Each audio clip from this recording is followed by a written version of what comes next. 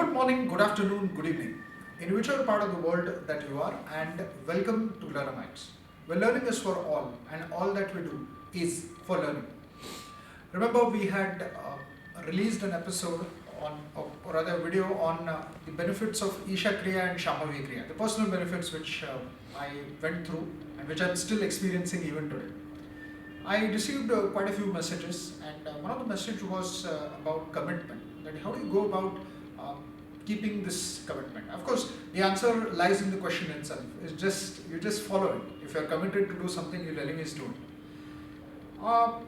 When I thought about it, I also realized I have been a corporate trainer. Like I said in a couple of other videos as well, I'm a corporate trainer by profession. I run my own training company as well. I've been conducting time management workshops for corporate students, individuals over the years as a part of my training career. But of late, over the last 1 or 2 years, and specifically over the last 3 or 4 months, from the time I have been committed to Shambhavi Kriya, as I said in one of the previous videos, is along with time management, what else do you need is also commitment management. So the principles of time management, like the time management matrix and how do you go about it, prioritization, of course they're very, very essential, they're very important, but along with it, you also need commitment management. So this video is all about commitment management. Please like and share this video in your network as much as you can. Please subscribe Learnamytes and please watch the video till the very end as we discuss a formula which I thought can work for everyone the way it has worked for me, and I'm going to share that formula with all of you. Well, let's begin.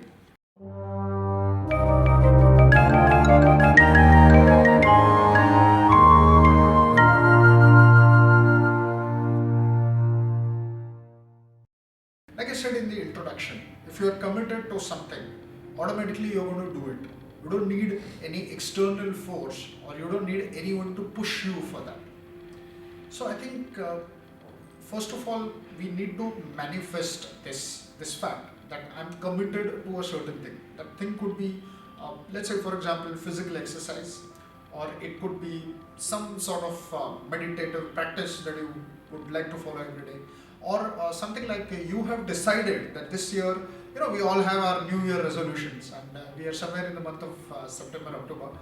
So the year is about to end, and I'm sure the same thing starts in December again. We are committed that this year, this calendar year, I'm going to read 40 books. Or it could be some skill, or in case you're working in the IT field, it could be a new certification that you would like to add, which is going to add value to your career. Or it could be as simple as I'm going to wake up on time and I'm going to sleep on time. So all this, if you're committed to it, once you decide, once it manifests, the thought manifests in your mind that this is something which I'm going to do, then automatically you become more organized and you start spending that time, or you start being bothered about it. You align your schedule in such a way that no matter what, you're going to meet your commitment, whatever that is. If you have said to yourself that I'm going to run for 2 kilometers a day, or whatever it may be, depending on what you want, because it will also be very, very essential, and it will be pertinent to know that what exactly do you want. So you should be very clear about what you are committed for, because sometimes you can be committed for multiple things and you realize that none of them you have been able to. So 2 things here which are very, very important is, one is manifesting that in your mind. This is what I'm committed for. That's number 1, very, very important. Let's call it as the top priority. Since I mentioned about prioritization, so let's call it as you have to decide your top 3 priorities for the first 3 months. Let's say, example. Next is, of course, as I said, is taking out that time for your commitment, and no matter what, you are going to do this. And third is managing your schedule. So I think these are the prerequisites. They're the prerequisites, so they are the first essential elements of commitment management. Let's come to the formula. So I've come up with a formula. The formula is TED. So easy to remember. Just remember TED Talks, or remember TED, Teddy Bear ka TED. So easy, TED. T stands for tough love. Now what is tough love? So love, as we know, it's mushy, it's a wonderful feeling. irrespective of whatever relationship you are in. Love is it's a wonderful feeling. It's a feeling that makes you happy. But then I've called it as tough love. This was this for the first time I heard this word tough love in a book written by Robin Sharma called The Greatness Guide. Now, how do I connect it with commitment management? Tough love. I'm going to share a quick example. I'm going to share a story. It's a true story of a man called Kobe Bryant. Yes, I'm talking about the basketball legend, late Kobe Bryant. May God bless his soul. So Kobe Bryant, once he had to play a game. He had already played continuously for about 25 to 30 days. And he was a champion athlete, as all of you know. He's known as one of the basketball legends. In that particular game, in the in the first half, before the break, he twisted his ankle. And there are videos of this as well on the YouTube. You can watch them. And then he started walking towards the dressing room. And most of the people thought that he won't appear in the second half. He went inside the dressing room, and his kids were also there. And his kids said, so Papa, are you done? Because they were upset. They were upset that here was an obstacle and they won't be able to see their father perform in the second half and win the match for his team.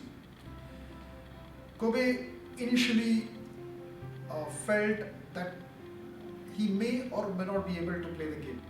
But it was this feeling, it was his commitment, it was tough love for his commitment, where he said that no matter what, whatever is the obstacle, it's not going to stop me on the day of the match.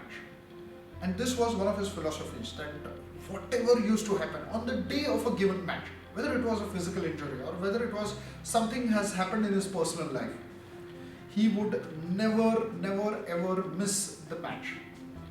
Back in India, of course, we have some great sportsmen like these. We have the great Sunil Gavaskar sir, we have the great Kapil Dev sir, we have the great Sachin Tendulkar, and there are many other athletes who on the given day of the match, whatever the case may be, if they have to play for the country, they will play. And that's their tough love, because it is their commitment.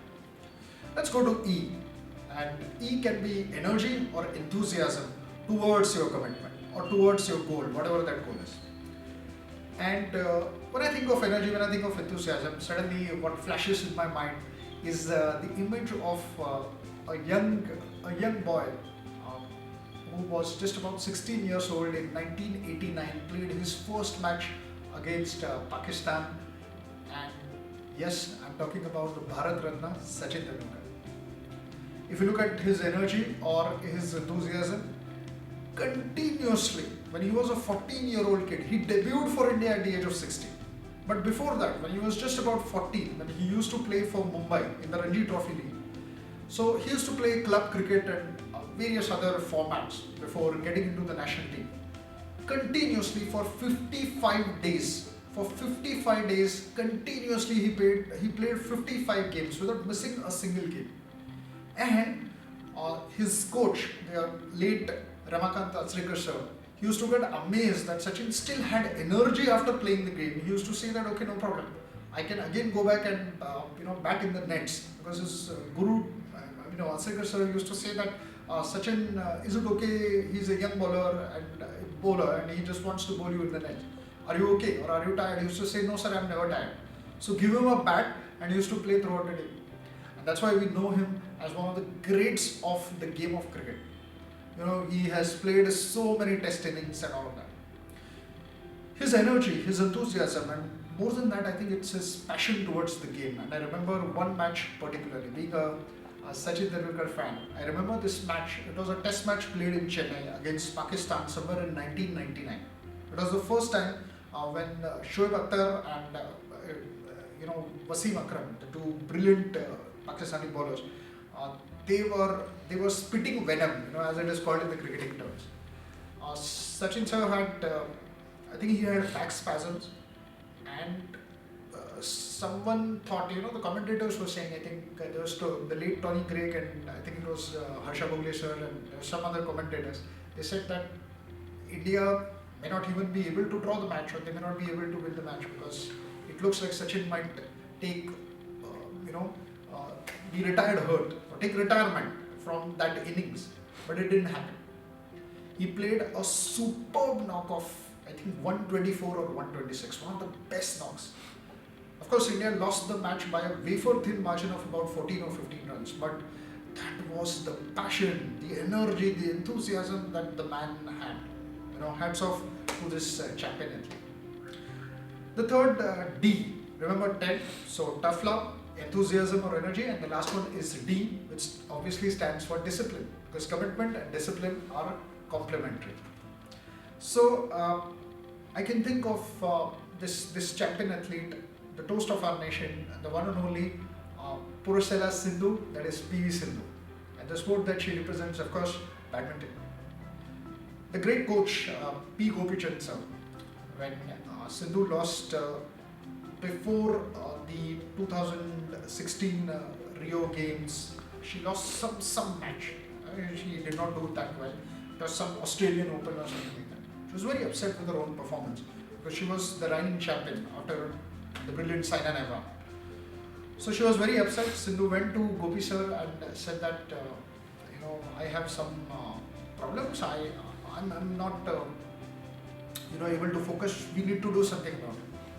He just told her that do one thing, whatever problems that you have, please write them on a piece of paper and meet me in my office. So after some time she went to his office and she showed him the paper. She had written some technicalities about the game, about the smash and hit and this and that and all of that. He read the paper, he said, yes, you are absolutely right, all these are problems. But he said, do you want to be a champion? Do you want to be an Olympic champion? She said, yes, of course I want to be an Olympic champion. She was passionate about it. And we know the results, of course. And then he said, okay, give me the paper. And on that paper he wrote a few things for her. One was, you're going to work very, very hard from today. Number two, you are going to take a diet which has no sugar or less sugar. In fact, he said no sugar.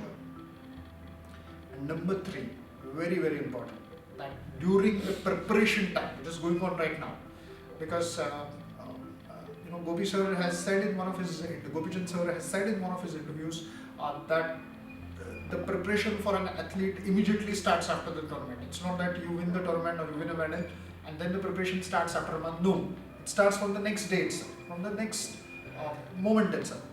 So he said, for this entire period, you're not going to use your phone.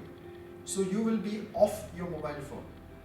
So no sugar, no mobile phone, and yes, of course, hard work, only hard work. You get up at 5:30 in the morning every day, you're on the court or even earlier, you do all your routine exercises and there you go. And yes, of course, we can see the results of this commitment of this champion athlete PV Sindhu. And of course, she is a Padma awardee now, and we are hoping that in the next Olympics, once again, she brings laurels to our country and wins a medal for us. Now, I feel that I've been able to be on the track, I've been able to stay committed, and that's where I felt that I could draw a lot of inspiration from these three brilliant sportsmen. There are quite a few people who can inspire you over there, but I was inspired by these three people. That was late Kobe Bryant, Bharat Ratna Sachin Tendulkar, and yes, of course, PV Sindhu. So stay committed, stay focused, do watch some of our videos which have been posted in the recommendations. You can see them on the screen, top right hand corner of the screen, and please share with us in case you would like us to help you out in staying committed, staying focused. Please mention in the comment box if you have done recently something where you were committed and it helped you and it gave you some wonderful results. On this note, let me bid a goodbye to all of you. So stay committed, stay focused. See you next week with yet another video. Till then, please like and share this video in your network as much as you can, and please subscribe Learnamytes. Thank you so much.